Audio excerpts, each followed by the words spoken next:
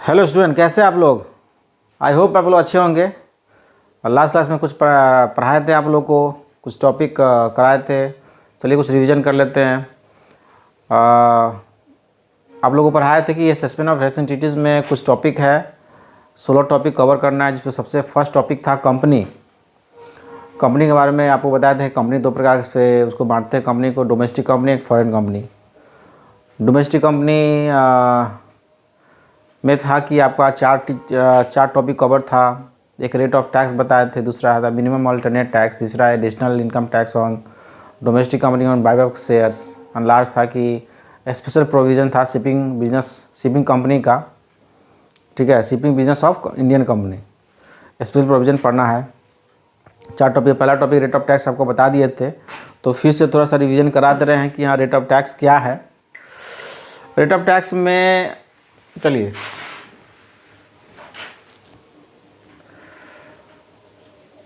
Rate of tax में आपको हम पढ़ाए थे कि एक होता है जनरल रेट ऑफ टैक्स होता है, एक होता है special rate of tax. General rate of tax में आपका 25% और 30% था, और स्पेशल रेट ऑफ टैक्स में 115BAA 115BAB। तो 115BAA भी बता दिए थे, लास्ट क्लास में रिवाइज कराए थे, और 115BAB भी रिवाइज करा दिए थे। तो अब चलिए शुरू कर रहे हैं आपको नेक्स्ट टॉपिक, जो आपका था मिनिमम अल्टरनेट टैक्स। ठीक है, तो मिनिमम अल्टरनेट टैक्स में आपको बताते हैं सिर्फ कंपनी को ये अप्लीकेबल होता है, सिर्फ ओनली कंपनी। तो किस को अप्लीकेबल है कंपनी में, किस कंपनी को अप्लीकेबल होता है, तो उसमें होता है आपका डोमेस्टिक कंपनी हो सकता है, फॉरेन कंपनी हो सकता है, government company, non government company. और किसको अप्लीकेबल नहीं होता है, तो वो बताए थे कि अप्लीकेबल सबसे फर्स्ट में 115BAA 115BAB को नहीं होता है अप्लीकेबल। एक होता है वैसा कंपनी जो लाइफ इंश्योरेंस बिजनेस कैरी कर रहा है, लाइफ इंश्योरेंस बिजनेस कर रहा है कोई कंपनी 115B में, उसको भी मैट अप्लीकेबल नहीं है। उससे बताया था कि फॉरेन कंपनी कुछ होते हैं, सारे फॉरेन कंपनी को अप्लीकेबल नहीं होते हैं, कुछ कंपनी है जिसको अप्लीकेबल नहीं है। जैसे कि वैसा कंपनी, फॉरेन कंपनी जो किसी कंट्री का रेसिडेंट है और उसका इंडिया के साथ में एग्रीमेंट है, DTA एग्रीमेंट है, या डबल टैक्सेशन रिलीफ के अंतर्गत जो एग्रीमेंट है 90A में, तो वो फॉरेन कंपनी, उस फॉरेन कंपनी पे मैट अप्लीकेबल नहीं होगा, बशर्ते वो फॉरेन कंपनी का परमानेंट एस्टेब्लिशमेंट इंडिया में नहीं हो। या वैसा फॉरेन कंपनी जो रेसिडेंट ऑफ द कंट्री है, लेकिन उस कंट्री रेसिडेंट ऑफ कंट्री है, लेकिन उस कंट्री का इंडिया के साथ में कोई एग्रीमेंट नहीं है, तो उस पर मैट अप्लीकेबल नहीं होगा, बशर्ते उसको कोई भी लॉ में रजिस्ट्रेशन करने की ज़रूरत नहीं है। ठीक है, फिर बताते हैं कि उस फॉरेन कंपनी को भी अप्लीकेबल नहीं होगा जिसका सिर्फ इनकम बिजनेस इनकम होगा 44B में, BB में, BBA में और BBB में, और वह जो रेट ऑफ टैक्स वो दे रहा है, टैक्स दे रहा है उस रेट पे जो प्रिजम्पटिव रेट होता है या स्पेशल रेट कर सकते हैं उसको, तो उस पर मैट अप्लीकेबल नहीं होगा। लास्ट क्लास में आपको बता दिए थे। अब आइए विस्तार रूप से मैट के बारे में बताते हैं कि हाँ मैट का रेट क्या है, रेट कितना है।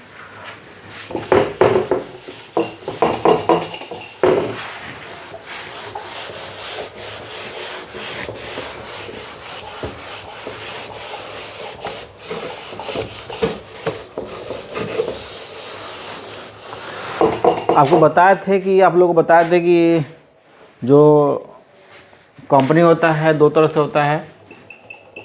कंपनी है उसको दो भाग में बांटते हैं, एक होता है डोमेस्टिक कंपनी,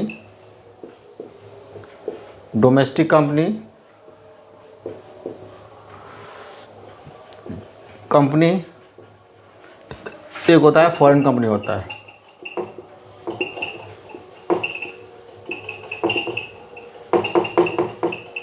एक डोमेस्टिक कंपनी होता है, एक फॉरेन कंपनी होता है। डोमेस्टिक कंपनी का रेट ऑफ टैक्स कितना है, रेट ऑफ टैक्स इसका था आपका था 25% या 30%, और इसका रेट ऑफ टैक्स कितना होता है, रेट ऑफ टैक्स इसका होता है 40%। ठीक है, अब बात आती है जो आप लोग को इसे बता दिए थे, लेकिन फिर से रिवाइज करा दे रहे हैं। MAT minimum alternate tax start करने से पहले थोड़ा सा रिवीजन करा दे रहे हैं, जो पहले बेसिक कॉन्सेप्ट में आपको करा चुके हैं। रेट ऑफ टैक्स 25%, 30% इसका रेट ऑफ टैक्स 40% है। अब मान लीजिए कि रेट ऑफ टैक्स साथ में सरचार्ज भी लगता है, इस पर सरचार्ज, तो सरचार्ज कितना लगेगा, सरचार्ज कितना लगेगा, और HEC आपको तो 4% लगता ही है। सरचार्ज लगता है इस पे 7% या 12%। ठीक है, तब जोड़ के जो टोटल टैक्स पेबल आता है।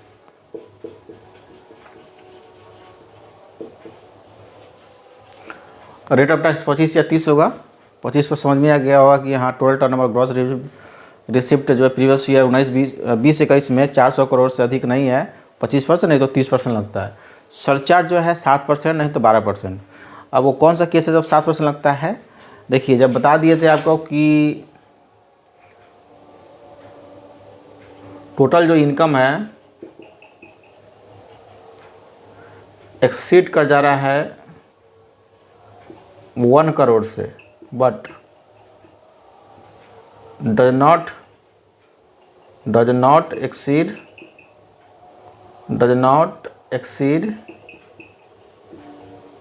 10 करोड़, और दूसरा है टोटल इनकम जो है एक्सीड कर जा रहा है 10 करोड़। मतलब अगर टोटल इनकम जो है 1 करोड़ से ज़्यादा है लेकिन 10 करोड़ से अधिक नहीं है तो 7% डोमेस्टिक कंपनी का सरचार्ज। अगर 10 करोड़ से ज़्यादा है टोटल इनकम तो सरचार्ज लगेगा आपको 12% लगता है। उसी तरह जो है आपका फॉरेन कंपनी में सरचार्ज कितना लगता है, इसमें है 2% और 5%। आप रिलेट कर पाइएगा इससे कि टोटल इनकम ये सेम है, ये सेम है। टोटल इनकम में 1 करोड़ से ज़्यादा है लेकिन 10 करोड़ से ज़्यादा नहीं है तो आपका सरचार्ज 2%, और नहीं तो 10 करोड़ से ज़्यादा है तो आपको सरचार्ज लगेगा 5%। और इससे कोई भी लगता है HEC लगता है, HEC लगता है 4%। तब आता है total tax payable, total tax payable. ठीक है, ये समझ में आ गया कि डोमेस्टिक कंपनी का रेट ऑफ टैक्स 25-30, सरचार्ज 7 या 12 और HEC 4%। और फॉरेन कंपनी को 40% लगता है रेट ऑफ टैक्स है, सरचार्ज 2% 5% और HEC है 4% लगता है। ठीक है, अब आते हैं मिनिमम अल्टरनेट टैक्स पे। देख लिए, आप वीडियो पॉज करके लिख भी सकते हैं इसको। ठीक है, चलिए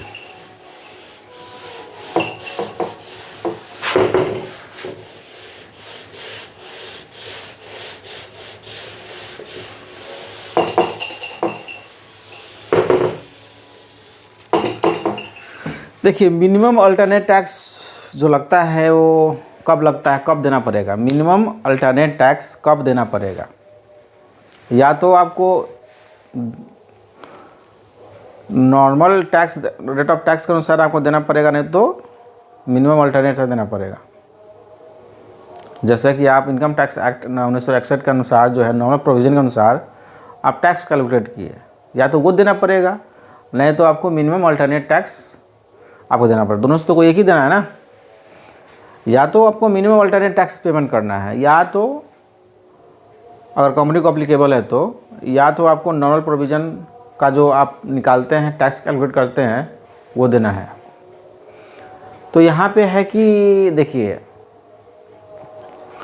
अगर नॉर्मल प्रोविज़न में अगर हम टैक्स कैलकुलेट किए, नॉर्मल प्रोविज़न में अगर टैक्स कैलकुलेट किए, वो अगर कम है 15% ऑफ बुक प्रॉफिट, ठीक है, अगर नॉर्मल प्रोविज़न में जो टैक्स कैलकुलेट किए, ठीक है,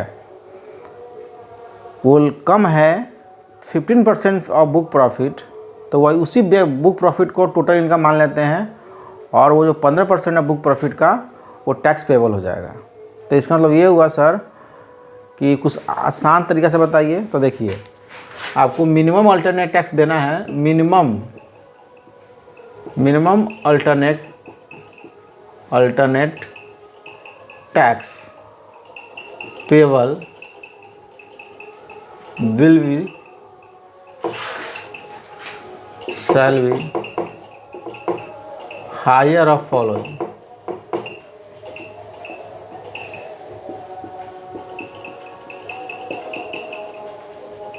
हायर फॉलोइंग दोनों से जो अधिक होगा। पहला है tax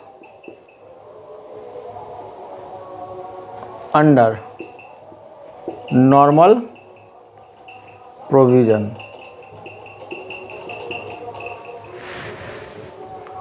tax under normal provision under IT act 1961। अगर आप नॉर्मल प्रोविजन में टैक्स कैलकुलेट किए, ठीक है, वो या और दूसरा है 15% of book profit. Minimum alternate tax payable होगा हायर ऑफ द फॉलोइंग।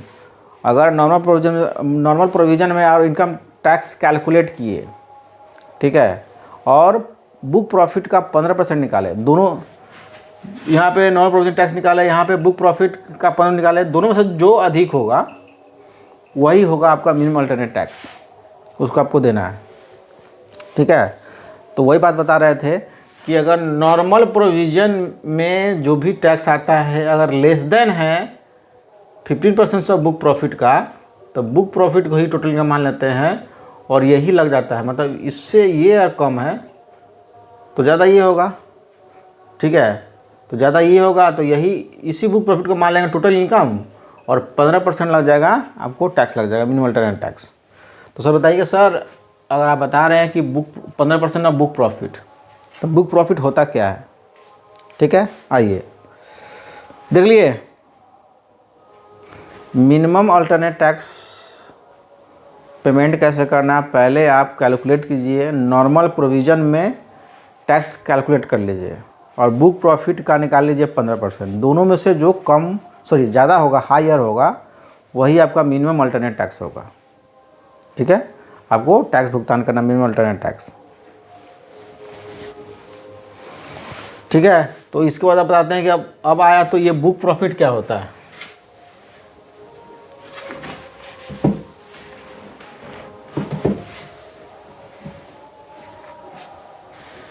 ये तो बुक प्रॉफिट क्या है, तो आइए कैलकुलेट करते हैं बुक प्रॉफिट को।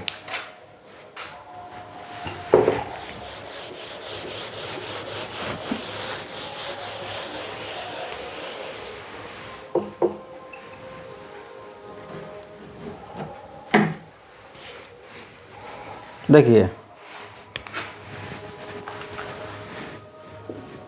प्रॉफिट एंड लॉस का जो बैलेंस दिया हुआ है, प्रॉफिट एंड लॉस दिया हुआ है एज पर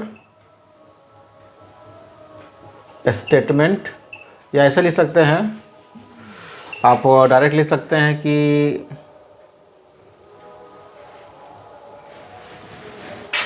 कोई प्रॉफिट है, उठा लेते हैं स्टेटमेंट ऑफ PL अकाउंट से एज पर कंपनी एक्ट 2013 यहाँ पे हम ले लिए। मतलब स्टेटमेंट ऑफ PL से आप प्रॉफिट लॉस बनाते हैं, ठीक है, उसमें का जो नेट प्रॉफिट है उसको उठा लिए, उसमें हम कुछ ऐड करेंगे और कुछ लेस करेंगे, कुछ ऐड करेंगे कुछ लेस करेंगे, तब जाके आपको निकलेगा बुक प्रॉफिट। तो सबसे पहले हम ऐड करेंगे, पहला चीज़ इनकम टैक्स पेड होगा और पेबल होगा, ठीक है, या प्रोविज़न फॉर इनकम टैक्स होगा, या इसी के अंदर है interest on income tax, interest on income tax. अगर सरचार्ज होगा ऑन इनकम टैक्स या HEC हेल्थ इंश्योरेंस होगा ऑन इनकम टैक्स।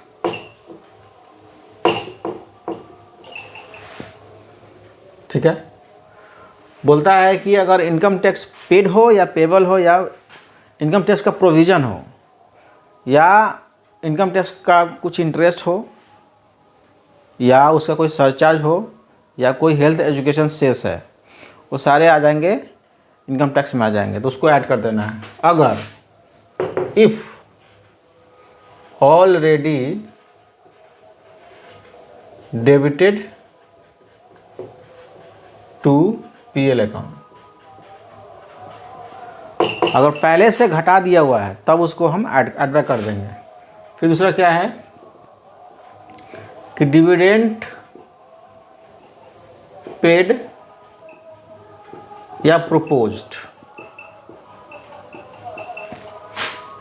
इसका भी वही है, if already debited to PL। तीसरा क्या है, ट्रांसफर टू रिजर्व, को रिजर्व में ट्रांसफ़र किए है वो ऑलरेडी डेबिटेड। चौथा है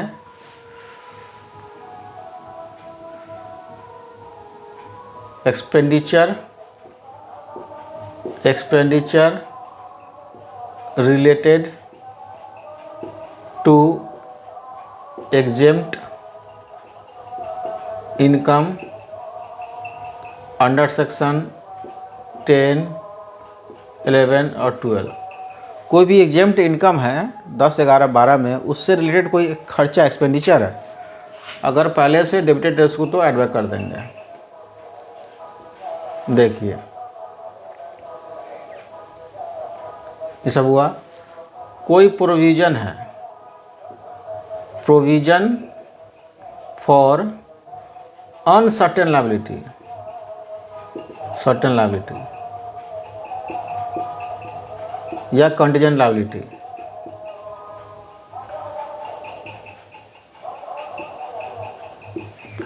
जैसे प्रोविजन फॉर आपका सैलरी होता है, ग्रेचुइटी होता है, रिटायरमेंट बेनिफिट होता है, वो होता है एज सर्टेन होता है, क्योंकि उसका वैल्यूएशन जो है पहले से किया हुआ रहता है।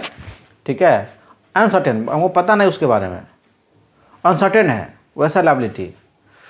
तो अनसर्टेन लायबिलिटी का प्रोविज़न है या कॉन्टिजेंट लायबिलिटी है, तो उसको अगर पहले से उसमें डेबिटेड है, मतलब घटा दिया गया हुआ है PL से, तो उसको ऐड बैक कर देंगे। फिर आपका जो है प्रोविजंस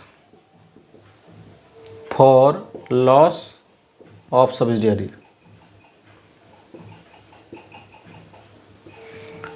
सब्सिडियरी कोई लॉस हो रहा है, उसका कोई प्रोविजन बना के रखे हुए हैं, तो पहले से उसको घटाए हैं PL में से, उसको ऐड बैक कर देंगे। ठीक है, फिर है provision for diminution in the value of assets.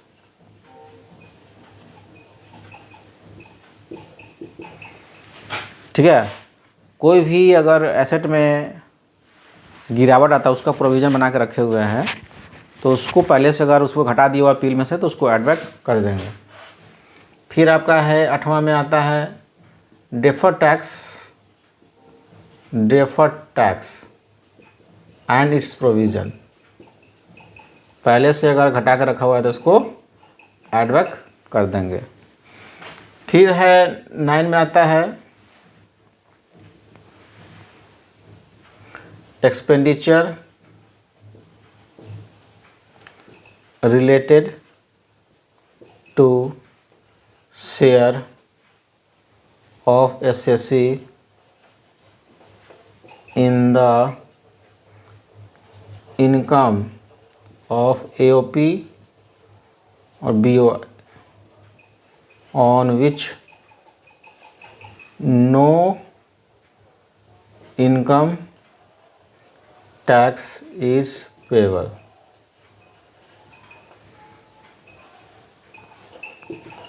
मतलब कोई भी अगर एओपी का इनकम है, उसमें कि कोई मेंबर है जो एसएससी है, उसका शेयर है, उसका उससे रिलेटेड में कोई खर्चा है, मान लीजिए कि एओपी का जो होता है इनकम होता है, तो उसको क्या मिलता है, उसमें से मिलता है, उसके मेंबर को मिलता है, शेयर मिलता है।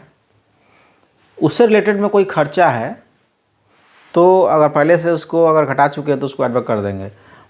और क्योंकि एओपी ऑलरेडी टैक्स दे देता है, इसीलिए जो है उसके मेंबर को, एसएससी को टैक्स उस पर नहीं देना, इसलिए लिखा हुआ है कि on which no income tax is payable. फिर होता है 10 में होता है expenditure related to royalty income in respect of patent develop in India। 115 BVF वाला। कोई भी इनकम है, रॉयल्टी इनकम है पेटेंट के रिगार्ड में, तो पेटेंट रजिस्टर और डेवलप होता है इंडिया में, उसके रिगार्ड में जो भी खर्चा है पहले से अगर घटा चुके हैं तो उसको एड बैक कर देंगे। किस में? प्रॉफिट जो है स्टेटमेंट ऑफ पीएल से जो लेते हैं उसमें एड बैक कर देंगे। ये 10 है। और क्या क्या ऐड बैक करना है? अभी ऐड बैक ही चल रहा है, ऐड चल रहा है। और क्या क्या ऐड है? 10 है। 11 में क्या करना है?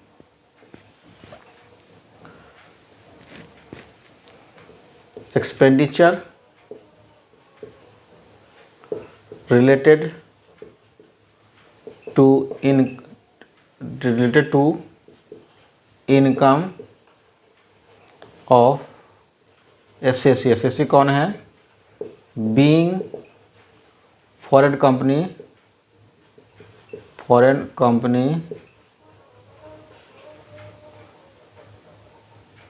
एसएससी बीइंग फॉरेन कंपनी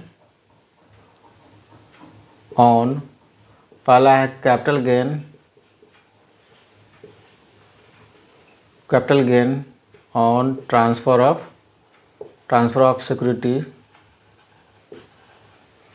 यार, और इंटरेस्ट है, रॉयल्टी है, और फी फॉर टेक्निकल सर्विसेज है,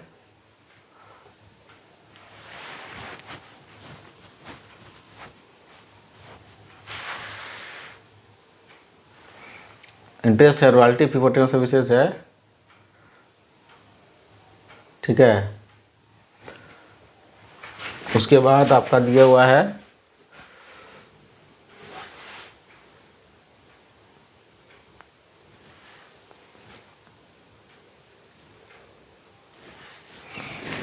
यहाँ पे है जो टैक्स रेट है एवं जो इनकम है, tax rate on एवव income is less than 15%।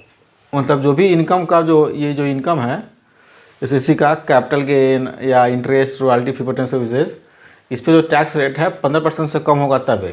ठीक है, ये दिया हुआ है। फिर आपका है आता है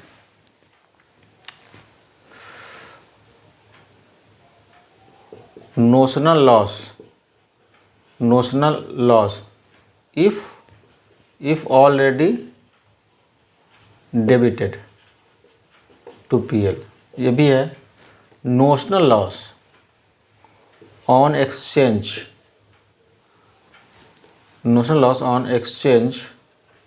of share of SPV with unit allotted by business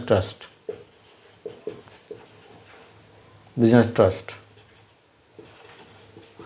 इसमें है ए, इसमें है बी, है notional loss on change in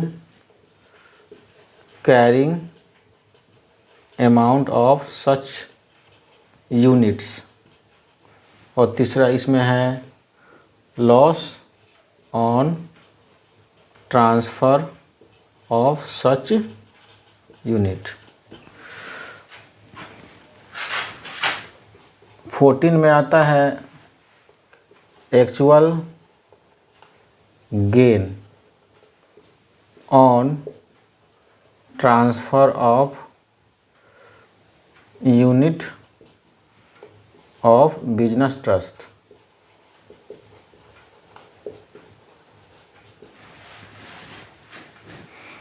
ठीक है, ये तो 14 में आ गया। ये जो है डेबिटेड नहीं होना चाहिए पीएल में, ये तब घटाएंगे। ये पीएल में पहले से घटाया हुआ नहीं होना चाहिए। ठीक है, ये घटाना है। अगर कोई भी अगर एसपीवी स्पेशल पर्पस व्हीकल से कोई शेयर्स है, ठीक है, अगर कंपनी लिया हुआ है, बात समझ लीजिए, तो वो एक्सचेंज किससे हो रहा है? वो दे रहा है शेयर किसको?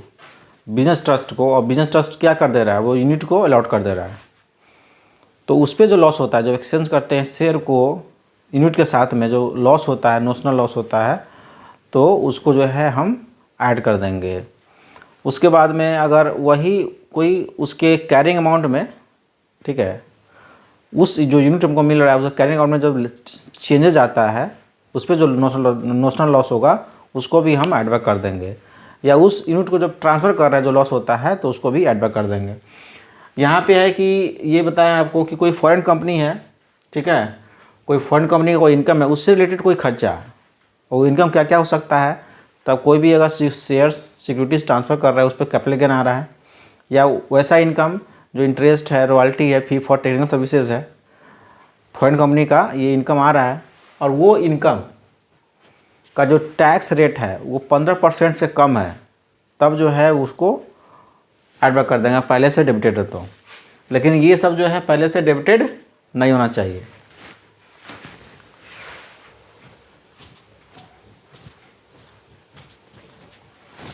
अब इसका जो है क्या होगा, इसमें sale price of units minus actual cost of shares of SPV, ये लेना है आपको।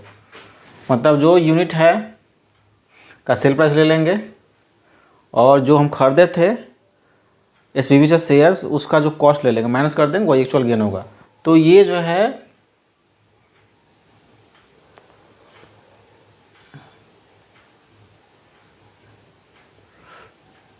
If not already debited to PL, PL में डेबिटेड नहीं है, ये भी है if not already debited to PL. सबसे पहले आप लिखिए, क्योंकि अभी और भी लिखाना है कि बुक प्रॉफिट निकालने के लिए हमको सबसे पहले जो प्रॉफिट लॉस है उसका नेट प्रॉफिट उठाना पड़ेगा। ठीक है, वही लिखा है profit statement of PL account as per the company act. उसमें क्या क्या ऐड बैक करेंगे? इनकम टैक्स पेड है, पेएबल है, उस पर प्रोविज़न है, या उस इनकम टैक्स पे कोई इंटरेस्ट है या सरचार्ज है, या कोई भी हेल्थ एजुकेशन सेस है, उसको भी हम ऐड बैक कर देंगे पहले से, अगर डेबिटेड है पीएल में तो, मतलब पीएल में से घटाया हुआ है तो। डिविडेंड पेड है या प्रपोज्ड है, या कोई रिजर्व में ट्रांसफ़र किए हैं, या प्रोविज़न फॉर अनएसर्टेन लायबिलिटीज, एसर्टेन नहीं अनएसर्टेन, एसर्टेन में आता है सैलरी का अगर प्रोविज़न कर रहे हैं, या रिटर्न बेनिफिट का, कुछ ग्रेचुइटी सब का, तो उस केस में जो एसर्टेन आता है, एक्चुअली वैल्यूशन आता है। इस केस में जो क्या होगा, आपको अनएसर्टेन लायबिलिटी लेना है या कॉन्टिजेंट लायबिलिटी, उसको ऐड बैक कर देंगे। कोई provision for damage in the value of asset, अगर कोई वैल्यू ऑफ एसेट में गिरावट आने वाली है, उसका प्रोविजन कर रहे हैं, तो उसको ऐड बैक कर देंगे, अगर पहले से उसको घटा दिया पीएल में से तो। उसके बहुत सारा है, जैसे कि provision for loss of subsidiary है, उसको भी ऐड बैक कर देंगे, पहले से घटा दिया हुआ है तो। उसके बाद में ये है 14 पॉइंट है, ये 15 पॉइंट देखिए, डिप्रिसिएशन, ये टोटल लेंगे डिप्रिसिएशन को, और ये कौन सा होगा, एज पर कंपनी एक्ट होगा, ध्यान दीजिएगा, इसमें सिर्फ कंपनी एक्ट आएगा। आपको जो बुक प्रॉफिट निकालना है, इनकम टैक्स एक्ट का जो डिप्रेसिएशन का कोई बात नहीं करेंगे इसमें, सिर्फ एज पर कंपनी एक्ट का टोटल डिप्रेसिएशन एड बैक करेंगे, ठीक है।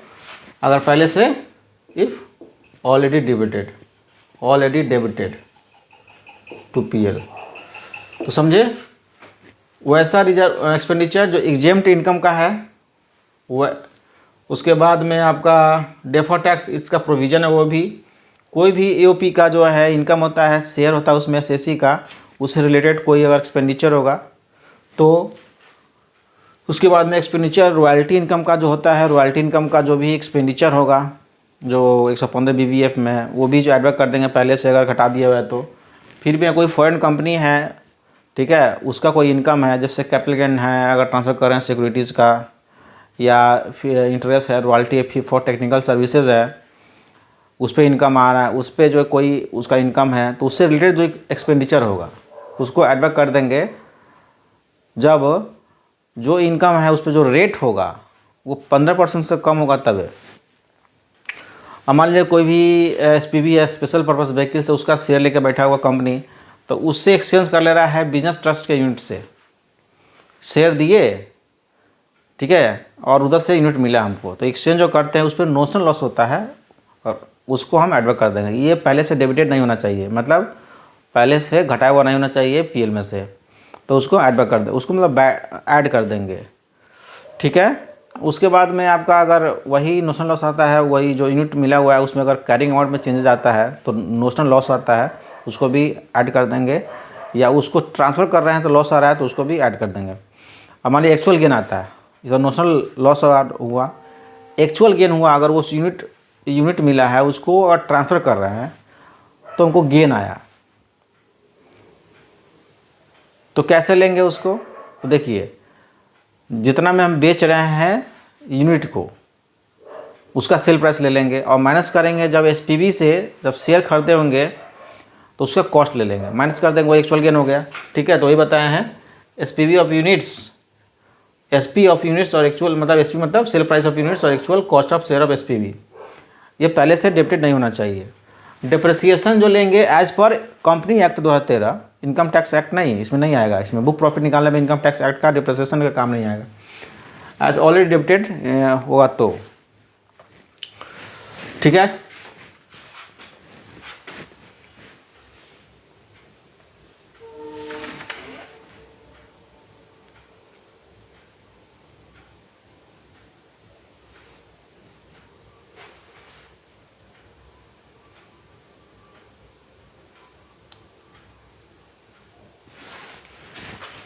आप देख लीजिए, आप लिख सकते हैं। फिर नेक्स्ट पॉइंट है, ये 15 पॉइंट है। 16 क्या है, amount standing two revolution reserve में अमाउंट अगर है तो, रिवोल्यूशन रिजर्व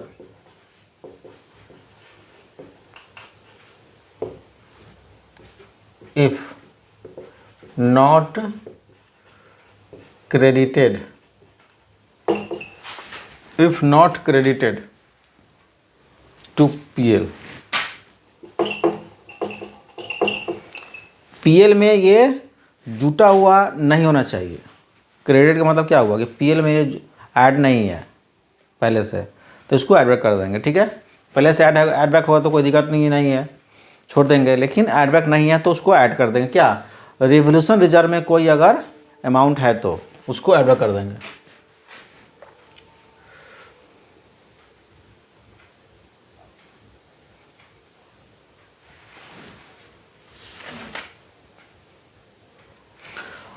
ये हो गया, आई होप आप लोग लिख लिए होंगे।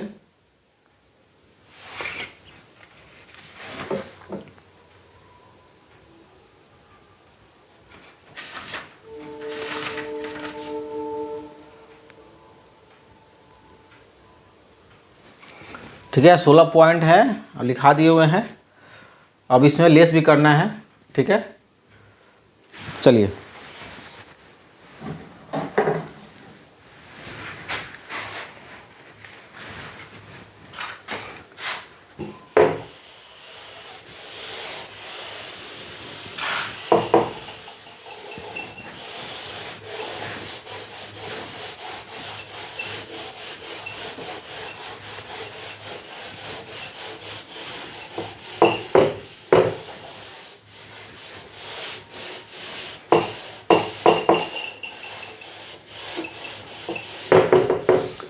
अब लेस करना है, कुछ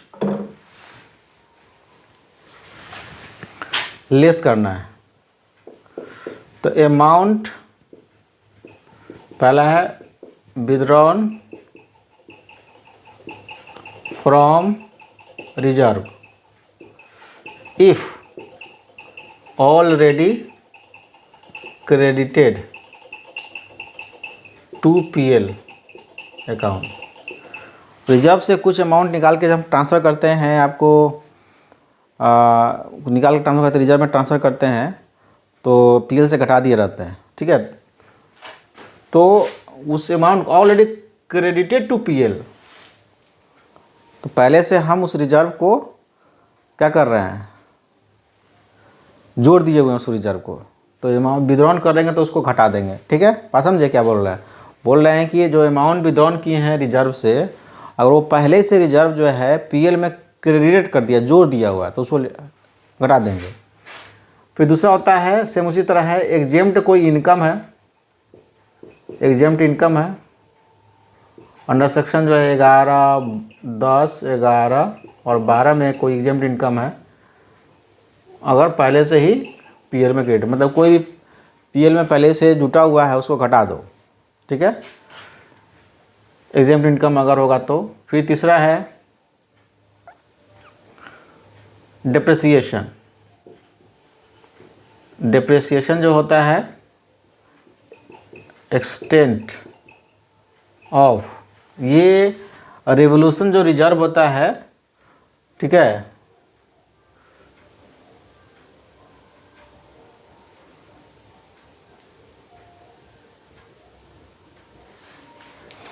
मतलब ये जो डिप्रिसिएशन है एक्सक्लूडिंग है, excluding depreciation on revalued assets, revaluations of assets. इसमें जब घटा रहे हैं वो डिप्रिसिएशन नहीं लेंगे जो पहले से, मतलब वो नहीं लेंगे जो रिवोल्यूशन जो हुआ है एसेट का, उस पर जो डिप्रिसिएशन आया है उसको हटा देंगे। अगर वो डेबिटेड है तो if debited to PL account, ये पीएल में क्या कर दिए थे, ये पीएल में हम घटा दिए थे, डेबिटेड किए ना भाई, पीएल में घटाए हैं तो उसको ऐड बैक किए हैं। मान लीजिए कि अगर 50 लाख है डिप्रिसिएशन, तो इसमें 50 लाख को ऐड बैक कर दिए क्योंकि पहले से घटाया हुआ है तो, और माइनस जो है इसमें से कर देंगे जो है, मान लिया रिवोल्यूशन इसमें इंक्लूडेड है, रिवोल्यूशन रिजर्व का डिप्रिसिएशन मान लिया कि 10 लाख है, तो घटाएंगे हम मात्र 40 लाख घटाएंगे, आप समझे, क्योंकि इसमें रिवोल्यूशन रिजर्व का डिप्रिसिएशन नहीं है। तो अगर जो पीएल में डेबिटेड किया हुआ डिप्रिसिएशन उसको हम घटा देंगे, ठीक है।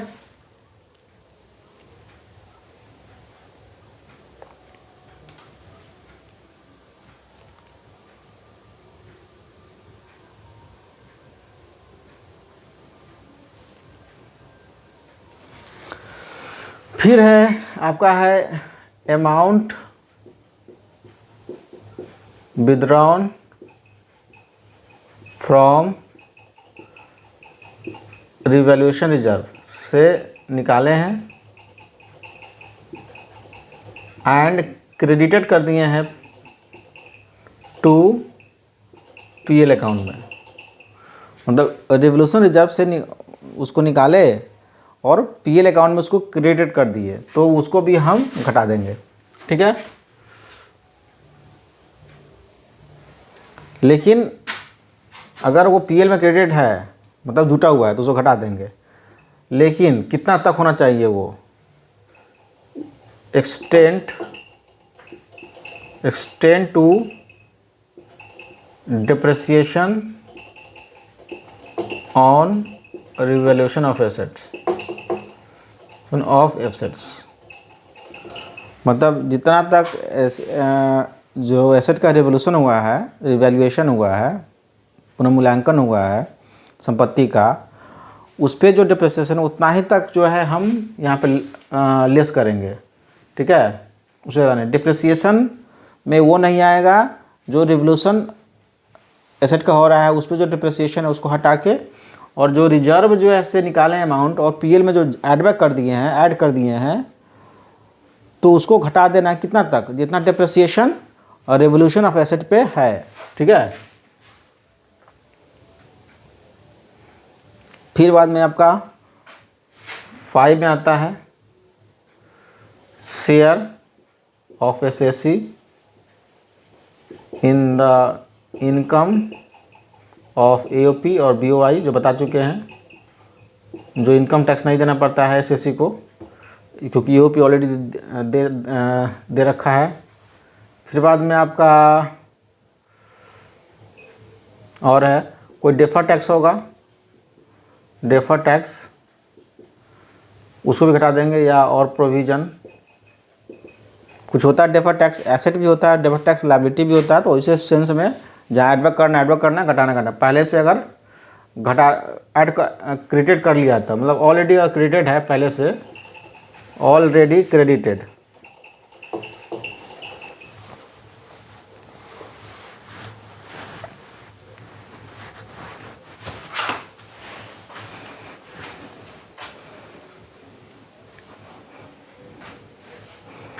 ऑलरेडी क्रेडिटेड है तब देख लीजिए, ऑलरेडी अगर क्रेडिट है तब। डेफर्ड टैक्स अगर प्रोविजंस है, ये भी है ऑलरेडी क्रेडिटेड है तो उसको हम घटा देंगे। फिर है इनकम ऑफ फॉरेन कंपनी, जो बताए थे फॉरेन कंपनी कौन कौन, capital gain on transfer of securities, या कोई भी अगर इंटरेस्ट है, रॉयल्टी है, और फी फॉर टेक्निकल सर्विसेज। जो रेट ऑफ टैक्स देना है, rate of tax on income जो है लेस देन है 15%, तब मतलब जो भी अगर रिजर्व से विड्रॉन किए हैं कोई अमाउंट को, ठीक है, अगर पीएल में क्रेडिट कर दिए हैं तो उसको घटा दीजिए, या कोई भी एग्जेम्प्ट इनकम है 10, 11, 12 में उसको घटा दीजिए, पहले से क्रेडिट है तो। डिप्रिसिएशन है तो डिप्रिसिएशन में वैसा डिप्रिसिएशन हटा देना है जो रिवोल्यूशन ऑफ एसेट पे डिप्रिसिएशन हटा देना है, और जो भी रिवोल्यूशन रिजर्व से जो विड्रॉन किए हैं और पीएल में क्रेडिट कर दिए हैं तो उसको भी घटा दीजिए, लेकिन उतना ही तक घटाइए जितना डिप्रिसिएशन रिवोल्यूशन ऑफ एसेट पे है। तो और कोई भी एसएससी का जो है एओपी बीओआई में शेयर है उसको भी घटा दीजिए, पहले से अगर उसमें क्रेडिट किया हुआ है तो। और कोई डेफर टैक्स प्रोविज़न है वो भी घटाना पड़ेगा। फॉरेन कंपनी कोई इनकम है, capital gain, transfer of securities, और या interest, royalty, fee for technical services, अगर उस इनकम पे रेट ऑफ टैक्स 15% से कम है तो, अगर ऑलरेडी क्रेडिटेड है तो पीएल में, ठीक है।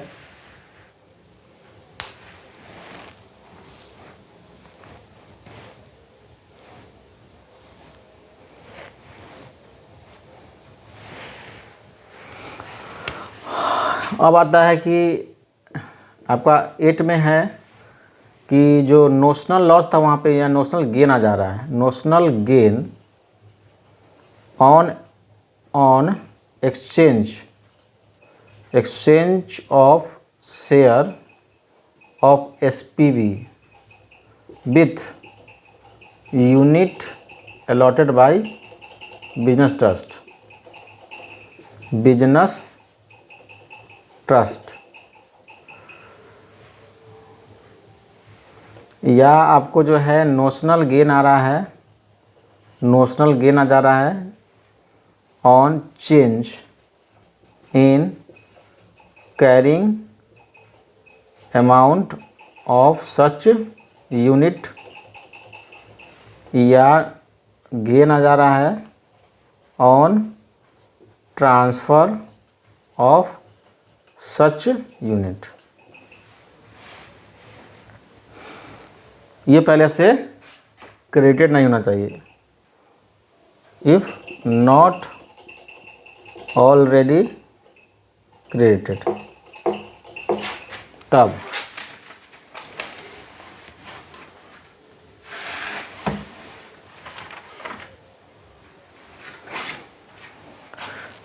मतलब सब जो है आपका इसमें लगभग जो है ऑलरेडी क्रेडिटेड, तो उसको घटा रहे हैं। लेकिन नोशनल गेन जो आ रहा है वहाँ भी नोशनल लॉस था, एड बैक किया था, तो लेस में नोशनल गेन जो है जब एसपीवी का शेयर्स एक्सचेंज करते हैं उस पर नोशनल गेन आता है तो उसको हम घटा देंगे, या उसके कैरिंग अमाउंट में चेंज आता है तो उसको घटा देंगे, या गेन आता है ट्रांसफ़र ऑफ सच यूनिट तो उसको हम घटा देंगे। फिर 9 में है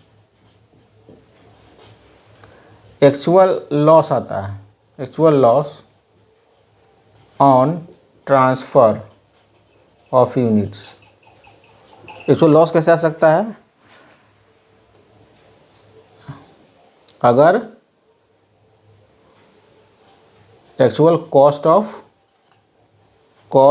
ऑफ शेयर ऑफ एसपीवी ज़्यादा हो जाता है और सेल प्राइस ऑफ यूनिट कम हो जाएगा, तो ये भी ऑलरेडी क्रेडिटेड नहीं होना चाहिए। इफ़ नॉट ऑलरेडी क्रेडिटेड, ठीक है। तो ये हो गया फॉरेन कंपनी का, हो गया defer tax amount with from reserve, exempt income. Royalty वाला जो है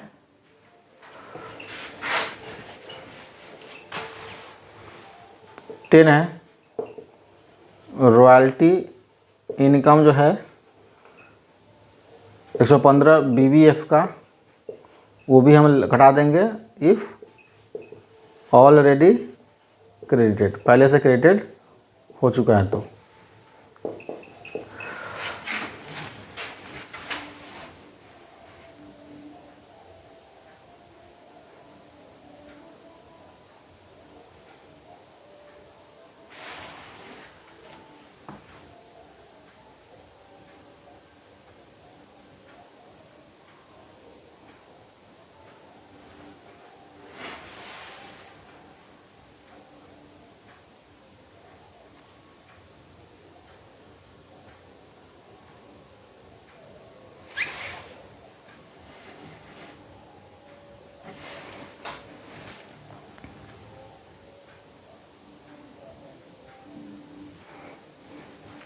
अगर profit of sick industries company है,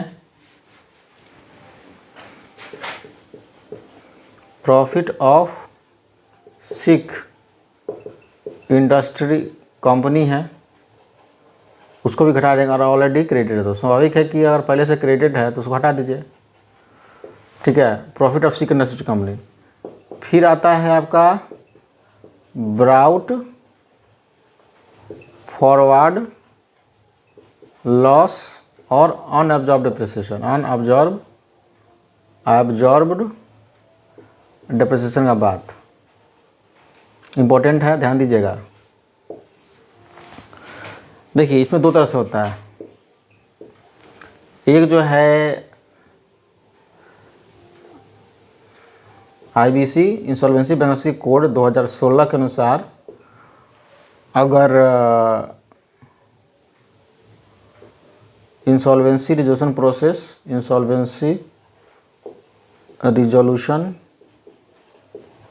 process has been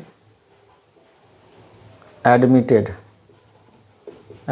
under section 7, 9 और 10, या ट्रिब्यूनल क्या किया है, ट्रिब्यूनल जो है on applications of CG central government application पे क्या किया है, remove directors and appoint directors nominated by CG। मतलब एप्लीकेशन दिया है ट्रिब्यूनल को सेंट्रल गवर्नमेंट, ठीक है। तो सेंट्रल गवर्नमेंट दिया है तो ट्रिब्यूनल क्या किया है, वो डायरेक्टर को हटा दिया है और नया डायरेक्टर को अपॉइंट किया जो नॉमिनेट सेंट्रल गवर्नमेंट किया है, जो 241 और 42 में था, सेक्शन 241 और 42 में। ठीक है, ऊपर ही आप लोग कंपनी में पढ़े होंगे, ठीक है, कि अगर कुछ कंपनी अगर गलत कर रही है, मिसफेजेंस, फ्रॉड, डिफ्रॉड कर रहा है क्रेडिटर्स को, कंपनी के हित में नहीं है, तो एप्लीकेशन दिया जाता है, सेंट्रल गवर्नमेंट देता है ट्रिब्यूनल को, और ट्रिब्यूनल क्या करता है, उसको डायरेक्टर को हटा देता है, नया डायरेक्टर अपॉइंट किया जाता है। तो ये दो केस है।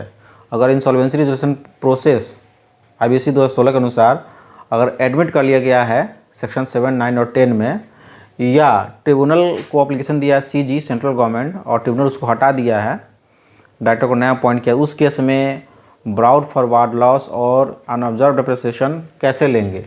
इस केस में हम टोटल लेंगे जितना दिया हुआ है, brought forward loss plus unabsorbed depreciation.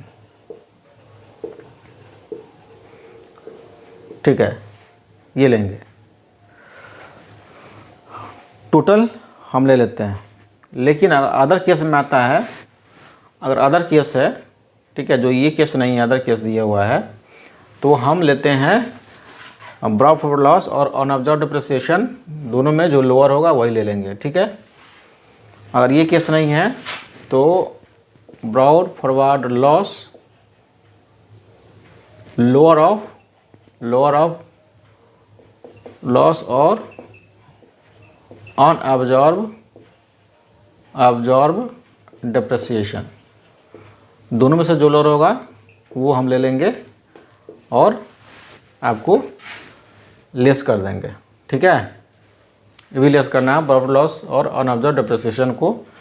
अगर ये केस रहा तो जितना टोटल दोनों को ले लेंगे, ये वाला केस इंसॉल्वेंसी वाला और सेंट्रल गवर्नमेंट वाला जो एप्लीकेशन देता है रिमूव करता है डायरेक्टर को। तो अगर अदर देन ये केस है तो lower of brought forward loss और अनऑब्जर्व डेप्रिसिएशन। लेकिन ध्यान दीजिएगा, ये जो आप ब्राउड फॉरवर्ड लॉस है या अनऑब्जर्व डेप्रिसिएशन है, as per book of account होना चाहिए, एज पर कंपनी एक्ट होना चाहिए। ठीक है, as per book of account, as per book of account होना चाहिए, as per books of account, as per books of account होना चाहिए।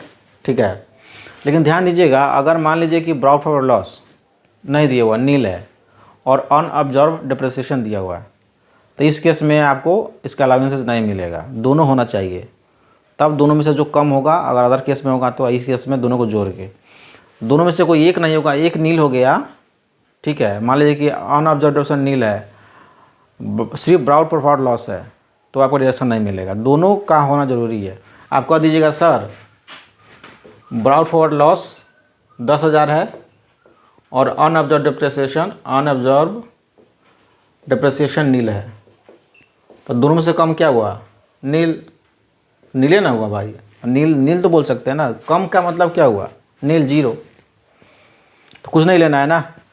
मेरा बोलने का मतलब है कि आपको अगर एक नील दिया हुआ है तो डिडक्शन नहीं मिलेगा, आप इसको 10,000 को माइनस नहीं कर सकते हैं, दोनों दिया, ब्राउड फॉरवर्ड लॉस और अनऑब्जर्व डेप्रिसिएशन दोनों दिया जाना चाहिए। ठीक है, तो ये आपका हो गया।